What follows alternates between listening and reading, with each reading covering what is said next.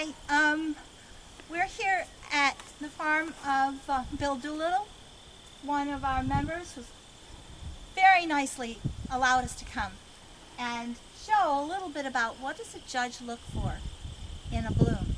Why did that one win? Why did the other one not win? And so we have three, Elsie Houston, this is Elsie Houston. And before I even judge, I would say that first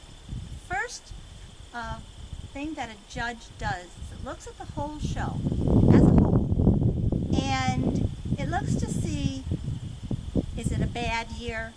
Were things really bad and it was just an effort to get something in the show, or was it an absolutely wonderful year and everything grew just fine? In the second case, judges are going to be a little bit more strict than in the first case because we don't have any control over the weather. And so we take that into account. Today we have three wonderful blooms, and that wasn't easy because this was a very challenging year. We have the three Elsie Houstons, and I am going to judge them against each other. And first I am going to look form and color are the most important ones that we look at, and they have the most number of points if we're judging by points up to 100. Form and color are the highest, and 85% of the judging is of the bloom itself. Only 15% is in the foliage, and I won't even look at the foliage unless there's two that are really the same, and I really can't decide which one is better over the other. And that's also why we have teams of judges. 3 judges is good. In this case, we have 3, and this one's a little bit smaller than the other 2. It looked like it was in a little bit more stress. It's got a lot of damage right here in the front. But I'm still going to look at the others to see about what that looks like.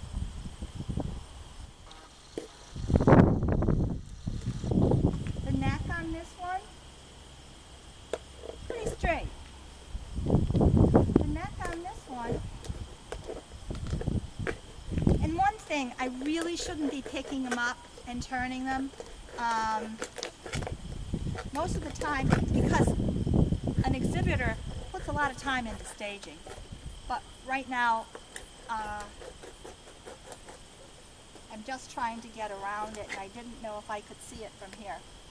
And actually I'm trying to show you, so this is what we're doing. We're going against the rules. I am moving things around. The back of this one looks a little bit limp. It looks like it's starting to age. This one wraps around pretty well. It's got some damage in the back, not as much damage as this one. Now I'm looking at the front of it. This one is a lighter color. It's paler. It looks like it's faded a little bit. This one is a nice bright color. I don't see any fading. Right in here,